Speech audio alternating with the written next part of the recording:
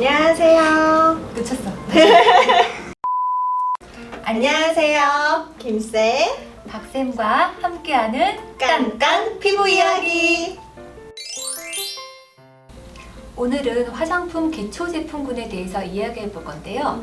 박쌤, 오늘 아침에 뭐 바르고 나오셨어요?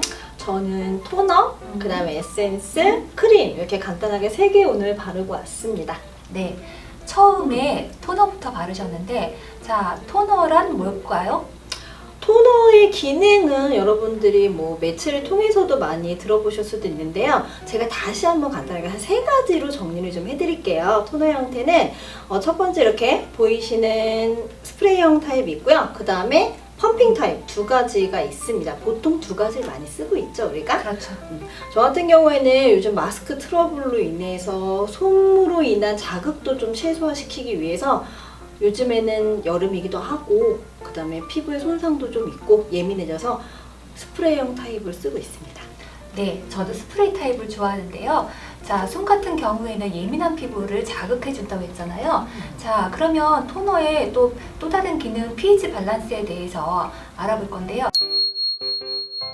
박쌤, pH 밸런스가 뭔가요? pH 밸런스를 좀 설명을 간단하게 드릴게요. 우리 광고 매체에서 pH 5.5 들어보셨어요? 그럼요. 저 한때 유행했던 광고 때문에 pH 5.5가 그냥 좋은 건가 보다 이렇게 인식이 된 적이 있었습니다. 그렇듯이 우리 pH는 피부에서 굉장히 중요한 역할을 합니다. pH 밸런스는 1에서 14까지 단계로 나눌 수 있고요. 산성, 알칼리성을 나타내는 척도이기도 합니다. 그래서 7을 중성이라고 우리가 봤을 때 피부에 가장 적합한 세균을 막아주는 역할을 그렇죠. 약산성, 이게 4.5. 그 다음에 우리 피부에 가장 좋은 건 5.5에서 6.5까지가 얼굴 피부에 가장 좋은 기준이라고 합니다. 그래서 이 기준으로 봤을 때 아래쪽 숫자가 낮아질수록 지성 피부, 산성 피부가 되고요. 또 5.5에서 6.5를 넘어가게 되면 알칼리성 또는 여드름 피부, 민감 피부, 건성 피부로 갑니다. 그래서 우리가 세안제를 썼을 때 피부가 pH 밸런스가 무너지는데 이때 빠르게 복구시켜줘야 되는 부분 중에 하나입니다. 그래서 pH 밸런스는 피부의 상태를 정상, 피부 장벽을 가장 정상 상태, 또 완전한 상태를 만들어주는 중요한 부분 중에 하나라고 볼 수 있습니다. 네, 그러면 토너를 꼭 발라야 되겠네요. 그렇죠. 그래야 빠르게 피부가 pH 지수가 맞춰지게 되겠죠. 네. 그렇기 때문에 토너를 바른 다음에 다음 단계인 에센스라든가 세럼을 발랐을 때 흡수가 좀 더 용이하게끔 만드는 기능을 한다고 볼 수 있겠죠. 맞습니다. 그래서 pH 지수를 우리가 맞춰주기 위해서는 토너를 좀 꼼꼼하게 잘 발라주셔야 되고요. 세안 후 피부가 알칼리성으로 변해 있기 때문에 대부분 물론 약산성 폼클렌징도 있습니다. 그러나 우리 pH 지수를 정상으로 빨리 돌리기 위해서는 이렇게 토너 형태를 이용해서 맞춰주는 게 중요합니다. 네. 에센스에도 종류가 있어요. 박쌤, 에센스도 종류가 있는 거 아시죠? 그럼요. 저는 알고 있는데 보통 크게 3가지 정도로 나뉘지 않을까요? 네, 맞아요. 에센스에는 에센스와 세럼과 앰플 이렇게 3종류가 있어요. 자, 에센스 같은 경우에는 특정 성분의 농도가 가장 낮고 보습제가 베이스로 되어 있어서 기초 피부 보습제로 보시면 됩니다. 그러면 형태가 조금 묽은 편? 아니 조금 흐르는 형태이기 때문에 이렇게 날씨가 더운 여름에 쓰면 훨씬 더 좋을 것 같은데요, 맞아요? 네, 맞아요.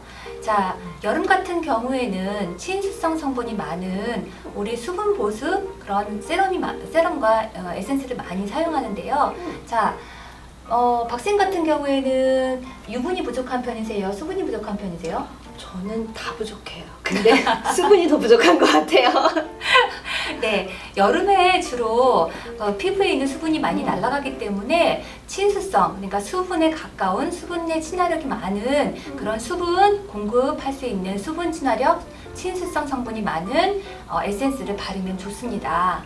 네. 그러면 친수성, 친유성 네. 얘네 그럼 친수, 친유가 조금 생소할 수도 있는데 네. 수분이 친한 거, 유분이 친한 거 뭐 이런 맞아요. 거예요? 맞아요. 수분과 친하다, 친수성. 유분과 친하다, 친유성. 그러면 수분은 어떤 피부에 더 좋아요? 피부에도 그 수분이 부족한 그 수분 부족형 피부가 있고요. 유분이 부족한 유분 부족형 피부가 있어요. 맞아요. 그래서 에센스에도 그런 타입별로 나와 있는 에센스들이 많습니다. 그래서 내 피부가 둘 다 부족한 경우도 있어요. 맞아요. 저 같은 경우에는 수분도 없고요. 기름도 없어요. 안타깝다.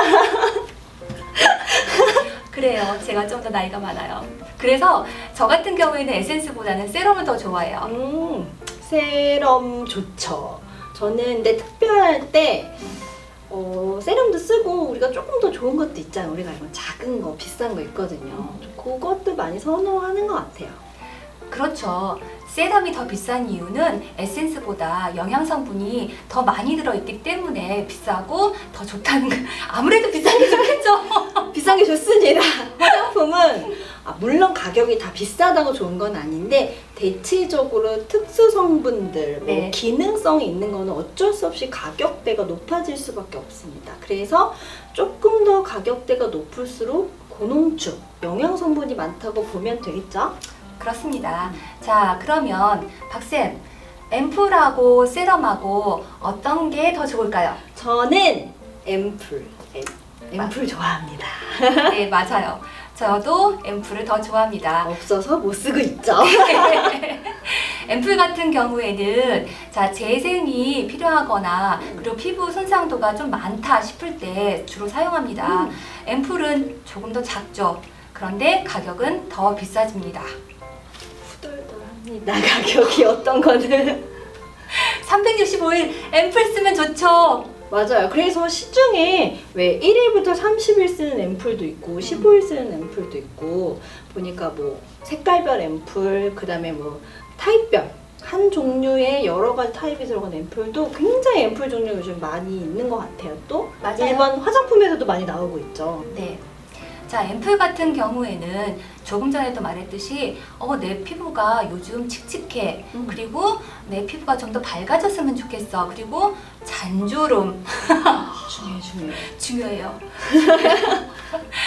내 피부에 주름이 좀 생긴다. 그럴 때 영양 성분을 좀 더 많이 주고 싶을 때 사용하는 게 바로 앰플입니다. 그럼 앰플은 따면 다 써야 되는 게 맞는 거죠? 아이, 그럼요. 앰플은 일회용입니다. 작고 비싸고 그리고 이거는 한 번 용량. 예. 아끼면 되죠. 그렇죠. 한 번에 듬뿍 바르시는 게 제일 좋습니다. 혹시 피부가 한 번에 다 흡수를 못하는 경우는 소량씩 발라서 여러 차례 나눠서 레이어링 하듯이 바르고 흡수하면 안 들어가는 피부 없다고 봅니다. 네, 저 같은 경우에는 바쁜 아침에 앰플 바르기 힘들어요, 사실. 아침에는 주로 에센스라던가 세럼 바르고요. 그리고 저녁에 앰플 한 병을 내 피부에 듬뿍 아낌없이. 네. 그럼 특수한 날, 우리 오늘 같은 날 원래 앰플 바르고 왔어요. 저 안 발랐어요. 저도 안 발랐어요. 왜냐면 오늘 메이크업을 좀 받았기 때문에 건너뛰었습니다. 앰플은 자, 피부가 정말 내 피부가 부족하다고 싶을 때가 있어요. 사실 힘들 때. 진짜 힘들 때. 네. 다크서클 막 생기고 어. 그 다음에 피곤하고 오늘 거칠 때 그렇죠. 예를 들어 술 먹고 난 다음날? 막 이런 날? 내 피부가 칙칙해 보인다? 너무 많이 논 날? 그리고 피부가 굉장히 건조해졌다? 네. 맞아. 그럴 때 있어. 바르면 좋습니다. 자, 오늘 그러면 토너, 에센스, 세럼, 앰플에 대해서 알아봤습니다.